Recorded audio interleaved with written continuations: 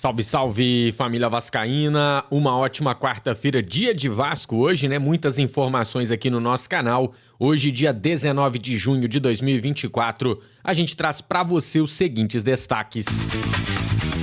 Potencial construtivo é aprovado e Pedrinho reafirma prazo para início das obras em São Januário. Presidente desmente problemas com Payet e confirma a proposta na mesa para Felipe Coutinho. E as escalações, tudo sobre o jogo desta noite contra o Juventude. E este vídeo chega até você com o oferecimento da 1xBet, a casa de apostas que quer te dar 100% de bônus no seu primeiro depósito. Olha só, hoje tem Vasco e a 1xBet está pagando R$3,44 na vitória cruzmaltina e R$3,16 no empate. Para você ganhar seu bônus é muito fácil. Você vai clicar no link que está no primeiro comentário e completar o seu cadastro utilizando o cupom MINEIRO. Depois é muito fácil, é só fazer o seu primeiro depósito, que a 1xBet vai dobrar o valor no limite de até R$1.200. Boa sorte para você na 1xBet. E vamos com as informações.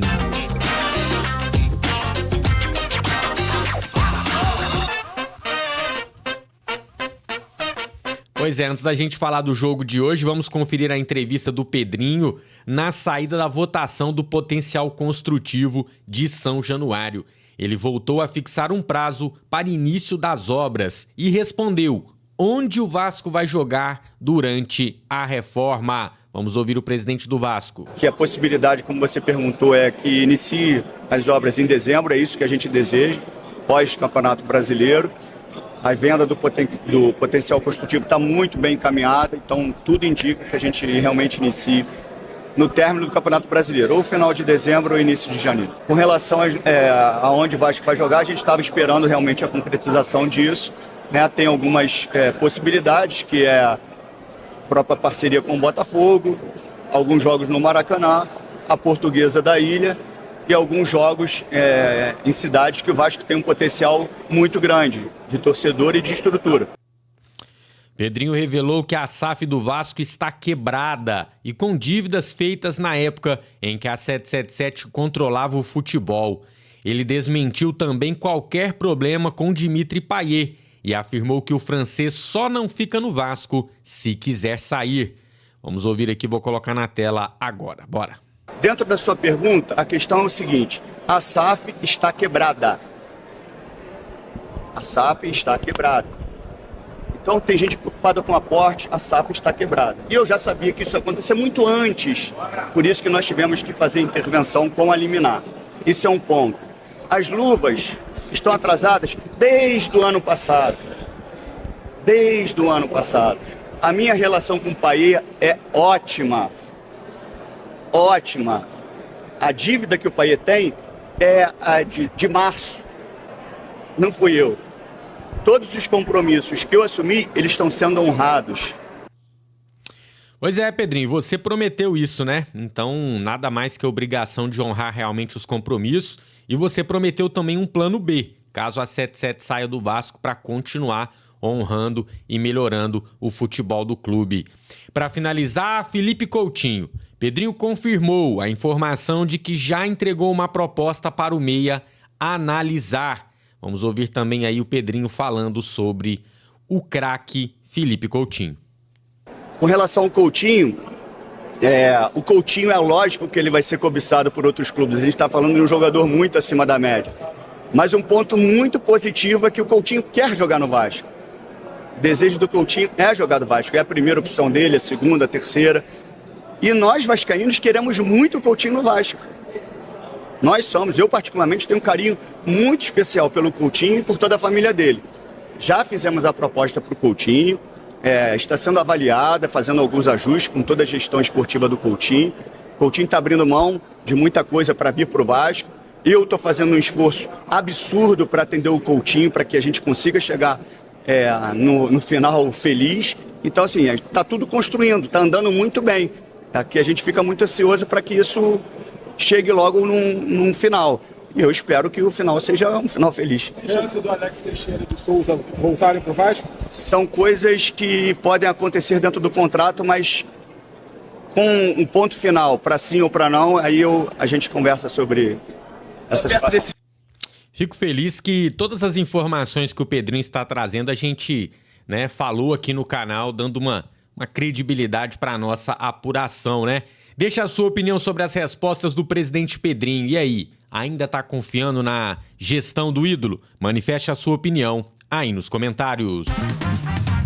Campeonato Brasileiro.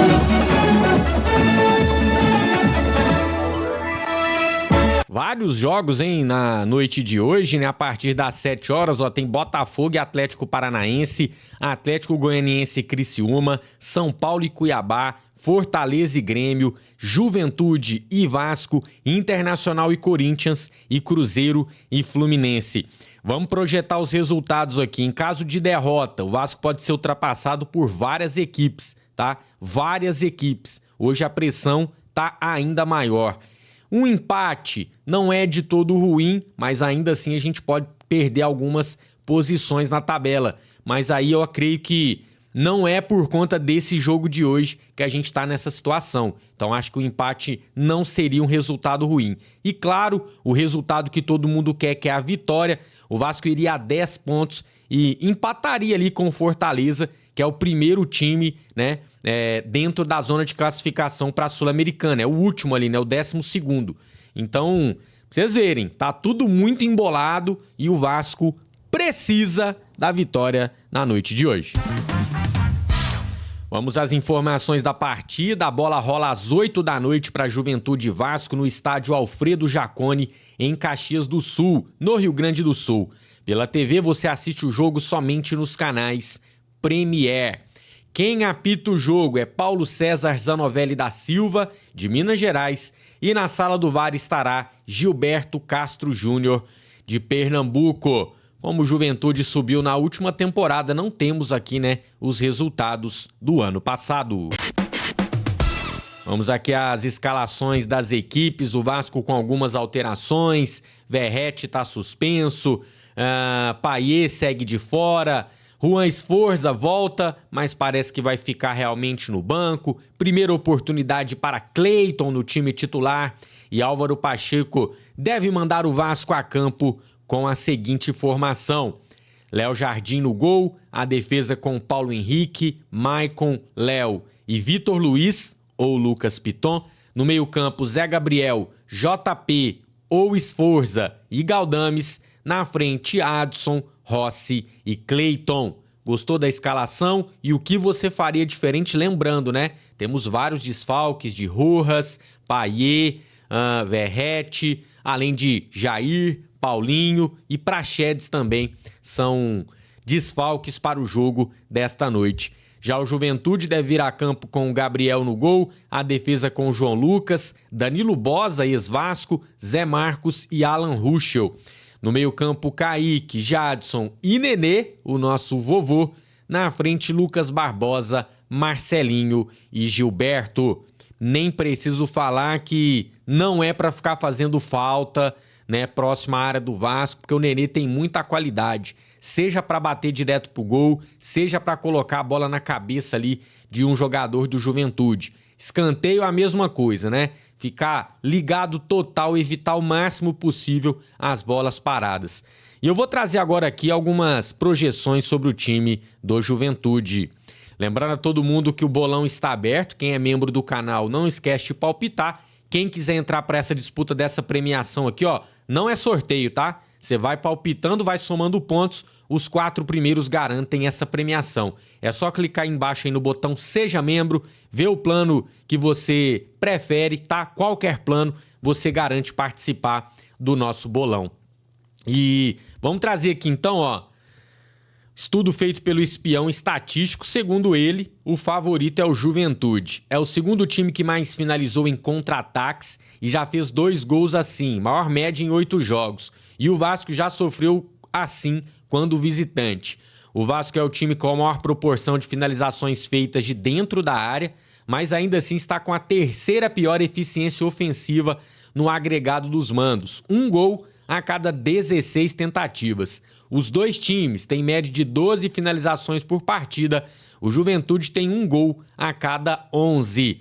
Potencial para o gol do Juventude em troca de passes rasteiros, porque fez assim 7 dos seus últimos 10 gols. E o Vasco tem essa mesma influência rasteira nos gols sofridos. O potencial do Vasco tem sido maior no jogo aéreo, porque marcou 8 dos últimos 10 gols assim. O Juventude sofreu metade dos últimos 10 gols em jogadas aéreas e metade em lances rasteiros. Então, uma pena que a gente não vai ter o Verratti aqui, mas boa sorte para o nosso Cleiton. Eu discordo, não considero o Juventude favorito, mas também não coloco o Vasco. Acho que hoje a partida será definida nos detalhes, sem qualquer tipo de favoritismo pré-jogo. E deixa aí, tá? O seu palpite, o seu comentário e quem é favorito para você. Lembrando que a gente estará, né, ao vivo durante a partida para narração no canal Expresso 1923. Se inscreva lá. E aqui no canal do Mineiro, assim que a bola terminar, assim que o jogo terminar, vocês colam aqui que a gente tá com a nossa live, com as notas para as atuações dos jogadores e análise da partida.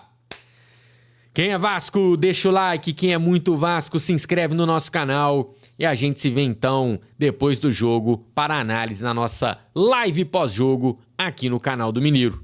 Tamo junto. Cadê a vinheta, produção? Dale Vasco e até lá!